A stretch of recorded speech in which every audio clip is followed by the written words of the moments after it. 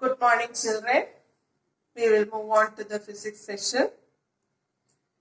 The new topic that you have to study is self-induction. So, mutual induction you studied. Mutual induction means there were two coils and the change in the electric force, change in the magnetic field in the first coil generate an EMF in the second coil. This is known as mutual induction. So, self-induction. Here, there are two circuits given. That is, the first circuit is a DC circuit and the second one is an AC circuit. So, the two circuits contains a solenoid. So, what is a solenoid? A solenoid is a coil of wire, or solenoid is a wire which is wounded in the shape of a coil. So, the first one is a DC circuit. It contains a solenoid, and so in the first circuit, a 6-volt battery is connected to a solenoid, and through the solenoid a soft iron core is inserted, and the solenoid is connected to a 3-watt bulb, and that is connected again to the negative of the battery. So when the switch is on in the first circuit, what happens? When the switch is on, the bulb glows. But at first, the glowing of the bulb becomes dim and then it glows with very high intensity. But in the second circuit, when the switch is on, second circuit is a AC circuit. 6-volt AC is connected, and that AC is connected to a solenoid in which a soft iron core is inserted, and that solenoid is connected to a switch and to a 3-watt bulb. In the second circuit, when the switch is on, what happens? The bulb glows, but the intensity of light of the bulb will be less, or the bulb glows with less intensity. What is the reason for this diminishing light? See, we have already studied an AC circuit produces a varying magnetic flux, isn't it? When current passes through a solenoid, that solenoid behaves like a magnet, or a magnetic field is produced around that solenoid. But if an AC is supplied, since AC is an alternating current means it changes its direction continuously. So since AC changes its direction continuously, the magnetic field also changes. During the first half, the magnetic field will be in one direction, and during the second half, the magnetic field changes its direction. So in this changing magnetic field, who is situated? In this changing magnetic field, the solenoid is situated, or a changing magnetic field is produced around the solenoid. As a result, what happens? An EMF is induced in the solenoid. The solenoid is situated in the changing magnetic flux. As a result, an induced EMF is produced inside the solenoid. But that induced EMF is in opposite direction to the applied EMF. That is, applied EMF will be in one direction. Applied EMF means we are giving a 6-volt AC. That 6-volt AC will be in one direction, and the EMF that is generated inside the solenoid due to the varying magnetic flux. Understand that point? When AC flows through the solenoid, a varying magnetic flux is produced around the solenoid, and due to this varying magnetic flux, a current is induced in the solenoid. An EMF is induced in the solenoid, but this EMF is in opposite direction to the applied EMF. So the applied EMF here, it is a 6-volt AC is in one direction, and the EMF induced in the solenoid is in a direction opposite to the 6-volt AC. So as a result, what happens? One EMF is in one direction and the other EMF opposes the flow. As a result, what happens? The intensity of bulb decreases. So since the EMF induced in the solenoid is in an opposite direction to the applied EMF, this EMF is known as a back EMF. So self-induction, Means a back EMF is produced in a solenoid due to the presence of an AC. This phenomenon is known as self-induction.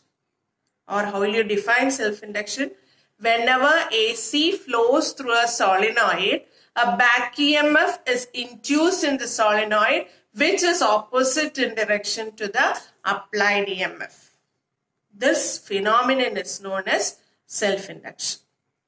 And one important device that works on the principle of self-induction is inductor. Inductor is a device which can decrease the EMF.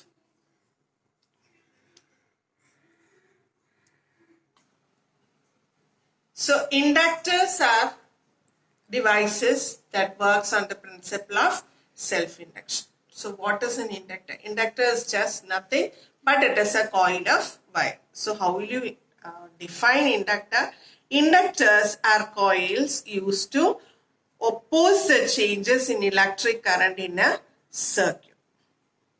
It helps to reduce the electric current in a circuit without loss of power. So inductor and resistor have the same function. Resistors can also be used. Last year you have studied about resistor. Resistors can also be used to reduce the electric current. But in the case of a resistor, energy will be lost in the form of heat. But if a resistor is connected, that resistor will get heated and energy will be lost. So inductors are those coils which are used in a circuit to reduce the electric current. And the main part is inductor can be used only in an AC circuit. Resistors can be used both in AC and DC. But energy will be lost in the form of heat in the case of a resistor. So next we will move on to another topic, moving coil microphone. So the next topic is moving coil microphone. As in the figure that you see here, what a microphone is just the mic that we use. So as given in the figure, the main parts of a microphone are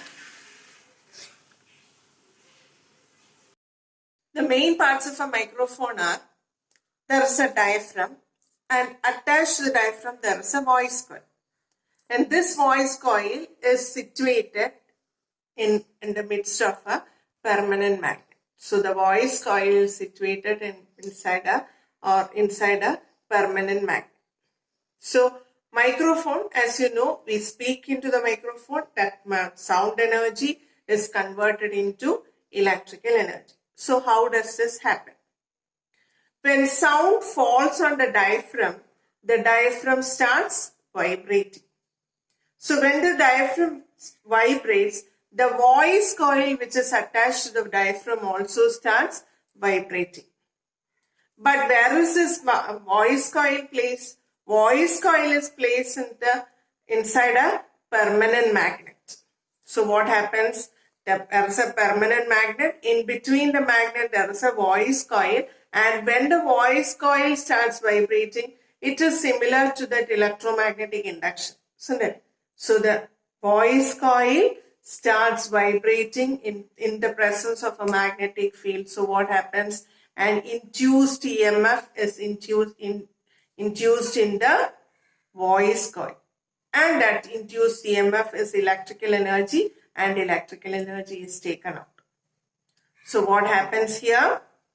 What happens is the sound falls on the diaphragm starts vibrating. As a result, the voice coil which is connected to the diaphragm also starts vibrating. As a result, voice coil is situated in the midst of a permanent magnet. As a result, an electric current is induced in the voice coil, and that electric current can be taken out. This electric current or this electric signal is in accordance with the sound falling on the microphone. If it is a feeble sound, then the electric signal will be feeble.